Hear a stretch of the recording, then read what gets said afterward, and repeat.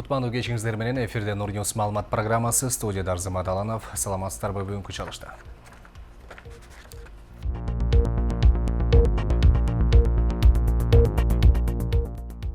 Азаттыктын иликтөөсүндө кеп болгон жеке ишкер Айеркен Саймаитинин өлтүрүлгөнү кабарланды. Чүй облусуна караштуу Кой Таш айылындагы аскердик бөлүктө офицер асынып алды. Буга анын процентке алган карызы себеп болушу ыктымалдыгы айтылды. Кыргызстанда алимент төлөбөй качып жүргөндөр арбыды. Алардын 92% аталар. Жол салууда тендерди уткан чет өлкөлүк компаниялардын коррупциялык иштери ачыкталды. Ош шаар бийлиги эгемендүүлүк майрамында сахна жасалгалаган ишкерлердин акчаларын бербей убара тарттырууда. Жапониянын футбол боюнча курама командасы Бишкекке келди. Алар менен беттеш 14 ноябрда өтөт.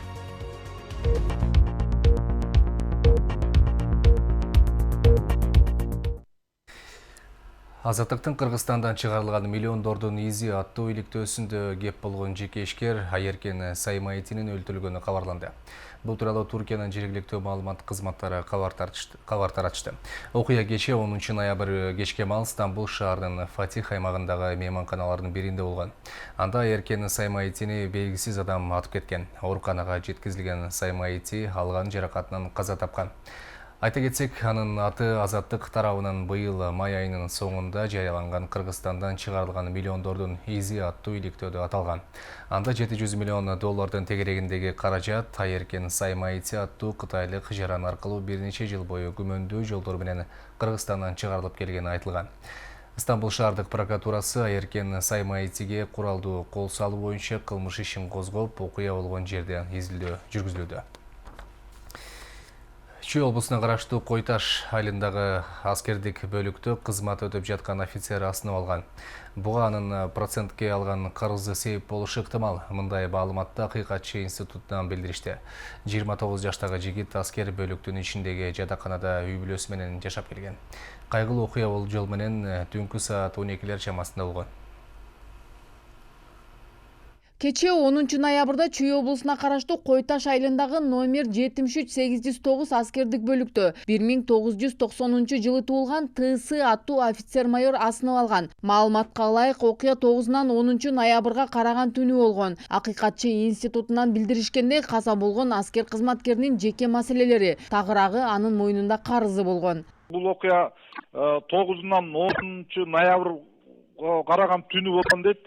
Ал жигит өзүнүн ошол аскер бөлүгүнүн ичинде жайланышкан жатаканада жашайт экен семьясы менен биринчи этажда. Анан түнү ушул чамасы 12 чамасында өзүн өзү асып алган деп атат. Эртең менен ошол подъездден чыгып бараткан бир аял жумушка чыгып баратып көрүп калган дейт. Үйүндөгүлөр болсо негизги себебин айтып атышат. Ошо бирөөдөн карыз болгон дейт, ошол пайызга процентке карыз акчаган ошол болушу мүмкүн деген божомол бар. Ал жигит өзү 2019 жылы июль айында ошол 73-809 Кой Таштагы аскер бөлүгүнө кызмат өтөгөнү келген. Эленин кызматы начальник отделения боевой подготовки дейт. Каза болгон аскер кызматкеринин артында 3 баласы калган. Ал Ысык Көл облусунун тургуну. Кой Таштагы аскер бөлүгүнө кызмат өтөгөнү 2019 жылдын июль айында келген. Кой Ташка которулуп келгенде капитан наамында болгон. Ал эми август айында майор деген звание алган. Кой Таштагы аскер кызматкеринин өлүмү кыргыз армиясындагы алгачкы окуя эмес. Мындан 5-6 күн мурун эле жаза аткаруу мамлекеттик кызматынын номер 3-түзөтүү мекемесинде кызмат өтөп жаткан 2 жоокер каза болгон. Расмий маалымат боюнча алардын жүрөгү кармап калган. Азырынча бул боюнча тиешелүү мекеме кызматкерлери иликтөө иштери жүрүп жатканын айтып тим болушууда. Ал эми укук коргоочу Азиза Абдырасулова 4-5 ноябрда каза болгон аскерлердин чыныгы өлүмүнүн себеби ачыларынан күмөнүм бар дейт. Анан мына кече 4-5 ноябрда 2 бала каза болду. Табышмактуу алардын да өлүмү. Алардын өлүмү ачылат, ачылбайт деп да мен айтышым кыйын да.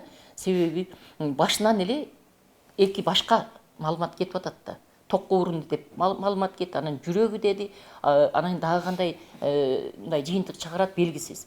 Тартип жагынан өтө начар. Тартип жагынан өтө начарлап кеткенин себеби солдаттын өлүмү үчүн, аскер адамдын өлүмү үчүн эч ким жооп бербейт. эч ким жоопко тартылбайт. Тартылса дагы мына калп эле мына коркуткан эле кичинекей эле. Мына мисалы үчүн мына Сапарбаев Русландын эки колунан айрылып калды ошо немеге. Условный эле срок менен эле чыгып кетишти, шарттуу түрдө эле жооп беришти. Эч кандай бир моралдык зыян да толуктап беришкен жок. Колуна протез да салып беришкен жок эч ким. Укук коргоочу жетектеген кылымшамы уюму 2014-жылдан бери кызмат өтөп жүрүп каза болгон 20 аскердин окуясын иликтеп чыккан. Билдиришинче, кыргыз армиясындагы солдаттардын өлүмүнүн басымдуусу жаза аткаруу мамлекеттик кызматына туура келет. Абдурасуланын бул туурасында президентке дагы кайрылуу жолдогон жайы бар. Жаза аткаруу кызматындагы солдаттардын эң оор кызматы ошолордуку. Алар биринчиден баягы спецконтингент коюп түрмөлөрдү кайтарат. Жаш балдар армияга алып барып 18 жаштагы балдарга колуна автомат берип түрмөнү кайтартып коюшат. А түрмөдө түрдүү адамдар отурат. Басым болушу мүмкүн, коркутуу болушу мүмкүн, шылдыңдоо болушу мүмкүн. Былтыркы жылы дагы 4-5 2018-жылы бүт армиядагылар да 5 өлүм фактысы болуп, ошонун 4-өө ушу жаза аткаруу мөөнөтүнөн болду да. Адистердин билдиришинче, учурда армияда кызмат өтөгөндөрдүн шарты жакшырган. Маселен, солдаттардын тамак ашы, кийген кийими жагында алдыга жылыш бар делгени менен, андагы тартип маселеси орчундуу. Буга Акыйкатчы институту менен кыйноолордун алдын алуу органдарынын көзөмөлү начар болуп жатканы себеп болууда дешет. Анархан Алтымышева, Равшан Тойчиев, Нурньюз, Бишкек. Расмий маалыматка караганда 2017 жылы Кыргызстанда алимент төлөбөй жүргөндөрдүн саны 42 000 адамга жеткен. Алардын 92% аталар. Учурда жогорку кеңешке алимент өлчөмүн жогорулатуу жана аны төлөбөй качып жүргөндөргө жазаны күчөтүү сунушу менен мыйзам долбоору киргизилүүдө. Анткени ажырашкан көпчүлүк үй бүлөнүн балдары энелер тарабынан багылып келет. Ал эми карызкор аталар сот чечимине карабастан жоопкерчиликтен качып жүргөн учурлар соңку жылдары өсүп кеткен. Алимент тууралуу мыйзам Кыргызстанда дээрлик 30 жыл мурун 1990-жылы кабыл алынган.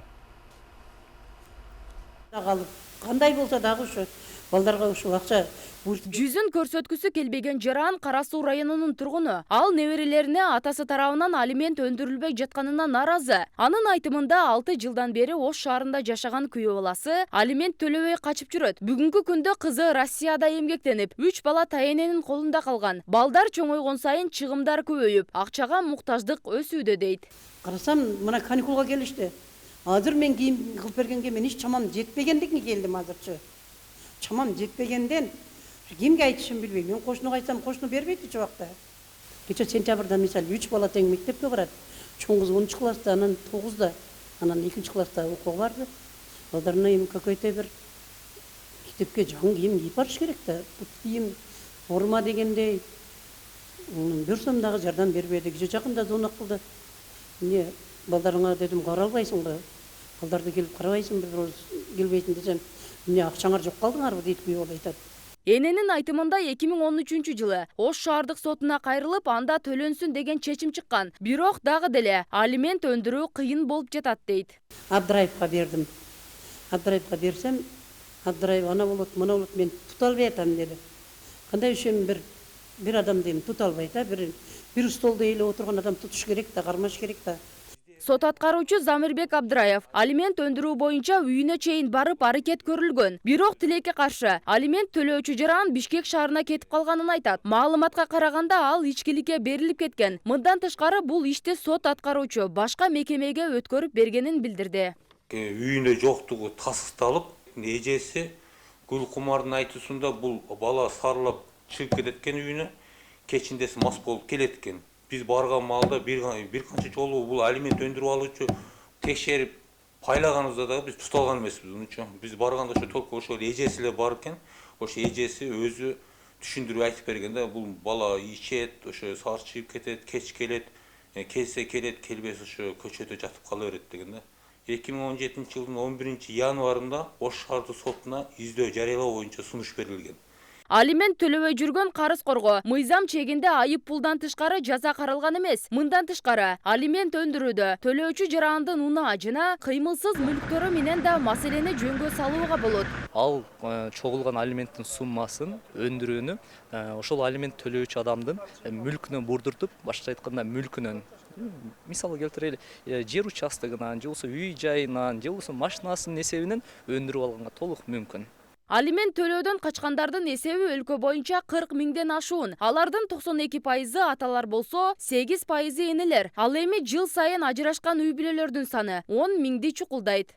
Бактыгүл Мирадделова, Актилек Акылбек уулу, Нурньюз.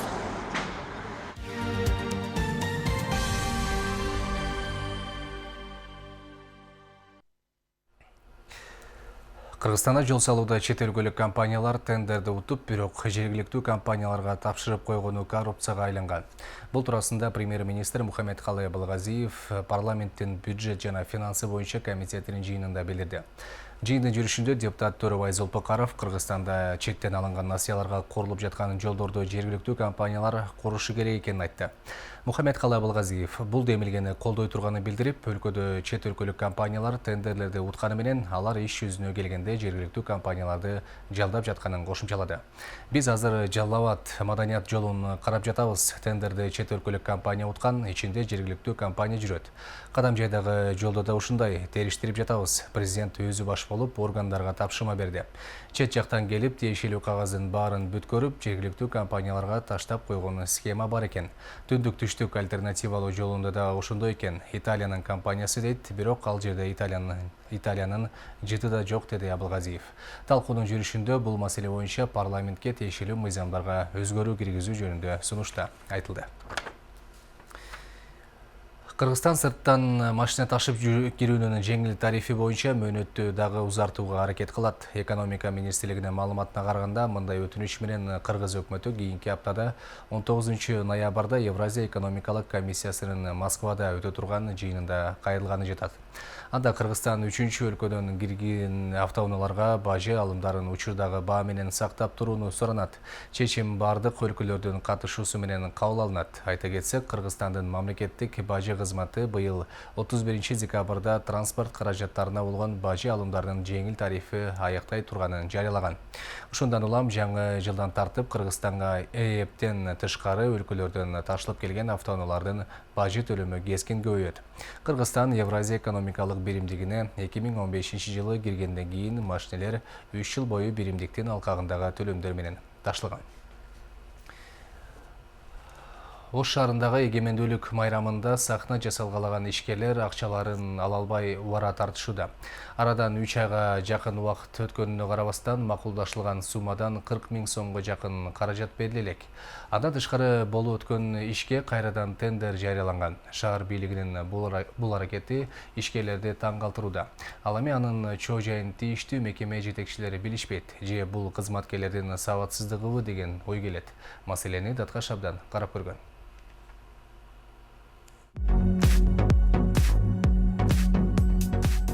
Ош шаарында өткөрүлгөн эгемендүүлүктүн 28 жылдыгын белгилөө салтанатында борбордук аянтты жасалгалоо иштерин Андрей Николаевич аттуу жаран жетектеген компания колго алган. Ишкана баш аягы 700 миң сомдон ашык каражат жумшала турганын көрсөтүп, тендерден утуп алган. Бирок каражаттын бир бөлүгү бүгүнкү күнгө чейин төлөнгөн эмес.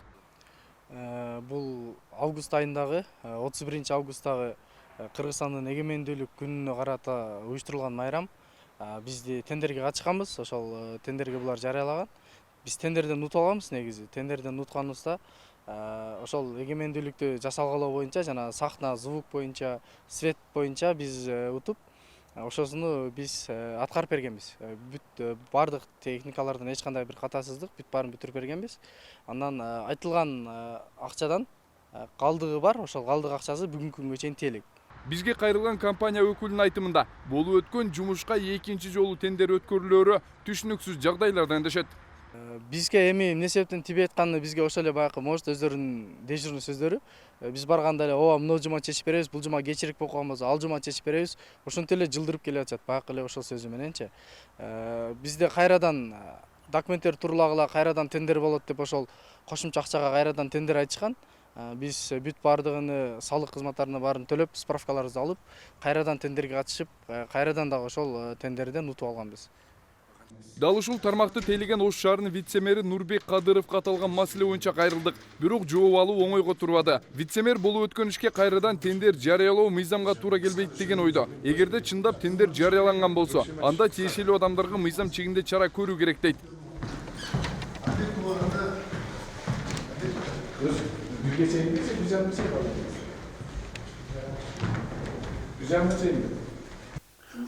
Буну такташ керек. Бул кайрадан өттү деген бул чындыкка жатпайт. Буну дагы бир тактасаңар силер. Анан балким кандай башка бир демкесидир. Ошол сиз айткан жанагы экран, бүт бардыгын кайрадан жарыялап, кайрадан тендер кой деген бул туура эмес. Анткени анын бардыгын документтер бизге келген маалымат бүткөндөн кийин булар жабышат. Ошол ар бир мисалы буйрук чыккандан кийин анын аткарышы боюнча булар маалымат берет. Аны маалымат эде жабышат анычы. Сен маданият башкармага барсаңар, алар ушул бүт кагазын силерге бериш керек.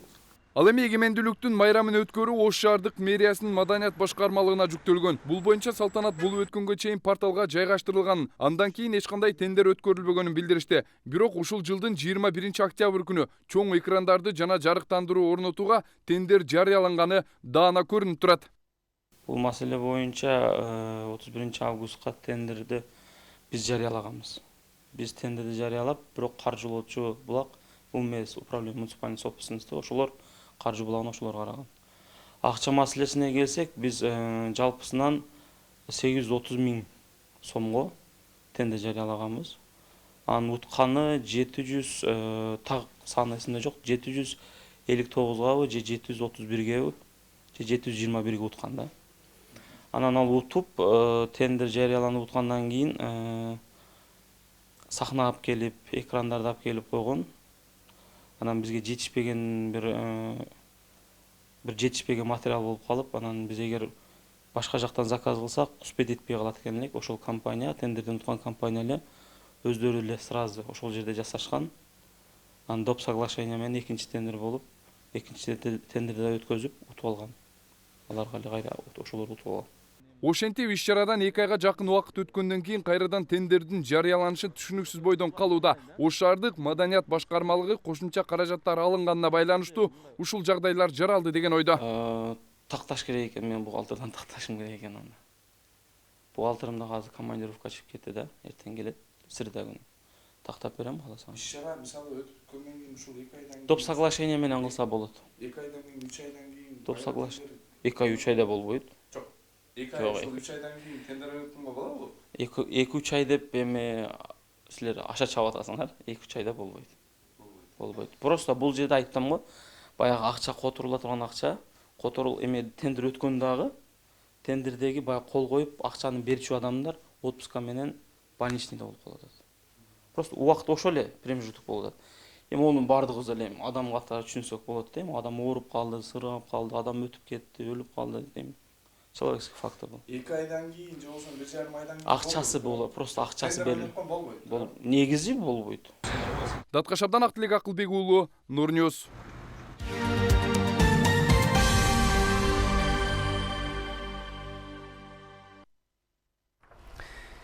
Азыр чет элдик кабарлар менен тааныштырабыз. Ирактагы токтобогон калайман наразылык акцияларынан 300дөн ашык адам каза болду. Иранда ири жаңы мунай көрү ачылды. Боливия мамлекетин 13 жыл башкарган президент Эва Моралес отставкага кетти. Ушул жана башка эл аралык жаңылыктар менен кийинки материалдан таанышабыздар. Ирандын президент Хасан Рохани өлкөнүн түштүк батышында 53 миллиард баррелдик жаңы мунай кору ачылганын билдирди. Тегеран буга чейин ырасталган мунай кору 150 миллиард баррелге барабар экенин маалымдап келген. Бул кабар Иран АКШ мамилеси чыңалып турган учурга туш келди. Президент Иран экономикасынын абалы оңолуп келатканын, инфляция кармалып турганын да кошумчалады. Иран мунай запасы боюнча дүйнөдө 4-орунда турат. Карамай экспорту бул өлкөнүн негизги кирешеси болуп саналат. Тегеран ядролук келишимдеги милдеттемесин аткарбай жатат. Аймактагы коңшуларга басым көрсөтүүдө, террордук топторду колдоп жатат деген жүйө менен Кошмо Штаттары түрдүү экономикалык санкцияларды салып келет.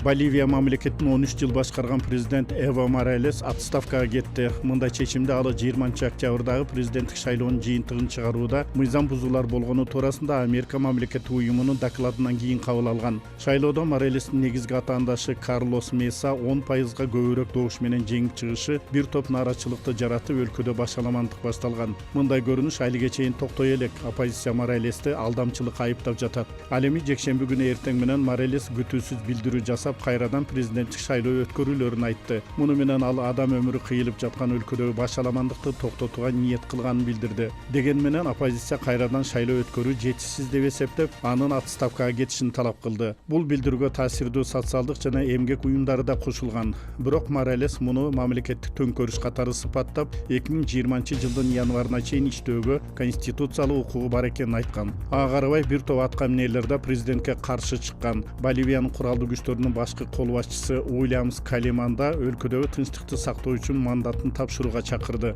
Ошентип түштөн кийин Моралес отставкага кеткенин жар салды. Анын артынан эле шайлоого чейин өлкөнү убактылуу башкара турган вице-президент, сенаттын төрагасы, сенаттын вице-спикери да мандатын тапшырып кетти. Натыйжада убактылуу бийлик оппозициялык маанайдагы экинчи вице-спикер Жанин Аниестин колуна өтөрү белгилүү болду. Бирок Эво Моралестин иштен кетиши менен башаламандыктар токтоп калган жок. Ошол эле күнү бир ишкана каракталганы, Борбор калаада 15 автобус өрттөлгөнү, экс-президенттин үйү жана анын администрациясы талкаланганы айтылат. Румынияда кече 10 ноябрда өткөн президенттик шайлоонун баштапкы жыйынтыктарына караганда азыркы мамлекет башчысы Клаус Йоханнис алдыда келе жатат. Алгачкы 2 сурамжылоодо ага шайлоочулардын 39%га жакыны добуш бергени айтылды. Йоханнис Европа биримдигин жактаган талапкер. Румыниянын Борбордук шайлоо бюросунун маалыматына караганда, бул өнөктүккө шайлоо укугу бар жарандардын 48% катышты. Президенттик кызматы үчүн 14 талапкер ат салышты. Экинчи орунда мурдагы премьер-министр Виорика Данчиле келе жатат. Эгер талапкерлердин бири да добуштардын 50%-нан аша албаса, экинчи тур болот. Экинчи айланма 24 ноябрда өтөт. Франциянын баш калаасы Парижде жекшемби күнү исламофобияга каршы акция өттү. Ага 10 миңден ашуун адам катышты. Уюштуруучулардын айтымында жүрүштүн өтүшүнө 2 жума мурда ашынган улутчулдар менен байланышы бар адам Байон шаарындагы мечитте ок атып, 2 адамды жарадар кылганы түрткү болду. Демонстранттар бардык расизм токтосун, исламофобия пикир эмес кылмыш деген урандарды чакырып жатышты. Айдын башында өткөрүлгөн сурамжылоого караганда, Франциядагы мусулмандардын 40% диний кодулоону кемсинтүүнү сезерин айтышкан. Ислам Францияда экинчи чоң дин болуп саналат. Ашынган оңчулдар партиясынын лидери Марин Ле Пен жүрүштү исламчылар уюштурганын билдирди.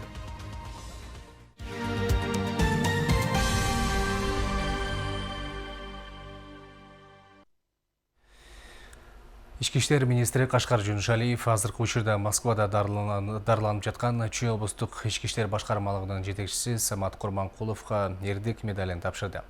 Буга чейин президент Сооронбай Жээнбеков Самат Курманкуловду коомдук коопсуздукту сактоону камсыз кылууга кошкон салымы, ошондой эле кызматтык милдеттерин жоопкерчиликтүү аткаргандыгы үчүн эрдик медали менен сыйлоо тууралуу жарлык чыгарган. Эске салсак, мурунку президент Алмазбек Атамбаевди кармоо иш-чарасында Атамбаевдин тарапташтары менен күч органдары ортосунда кагылышуу болуп, Самат Курманкулов жаракат алып, комага түшүп калган. Учурда ал Москвадагы ооруканалардын биринде дарылануусун улантып, абалы жакшырганы айтылууда. Саламаттык сактоо министрлигинен билдиришкендей, Самат Курманкуловдун дарылануусуна байланыштуу чыгымдарды төлөөгө 1 298 000 сом бөлүп берүүсү тапшырмасы берилген. Жапониянын футбол боюнча курама командасы Бишкекке келди. Алар 2022 жылы Катарда өтө турган дүйнө чемпионатына тандоо оюндарынын алкагындагы Кыргызстандын курама командасы менен беттешет. Бул тууралуу өлкөнүн футбол федерациясы билдирди. Кыргызстан менен Жапониянын курама командаларынын беттеши 14 ноябрда Бишкектеги Дөлөн Өмүрзаков атындагы стадиондо өтөт. Айта кетсек, буга чейин кыргызстандык футболчулар Тажикстанга 0-1 эсебинде утулуп, Мьянманы 7-0, Монголияны 2-1 эсебинде уткан. Урматтуу телекөрүүчүлөр, Нур ТВнын мобилдик репортер өз ишин улантууда. Мында коомдо болуп жаткан окуяларды, көйгөйлөрдү эфир аркылуу жеткирүүгө мүмкүнчүлүгүңүз бар. Ал үчүн 0553 53 0005 WhatsApp номери суткабой кызматта. Биздин эфир сиздер үчүн гана иштемекчи. Мына ушундай кабарлар менен бүгүнкү программаны жыйынтыктайбыз. Мен сиздер менен коштошуп калам. Эфир аркылуу кайрадан көрүшкөнчө саламатта болуңуздар.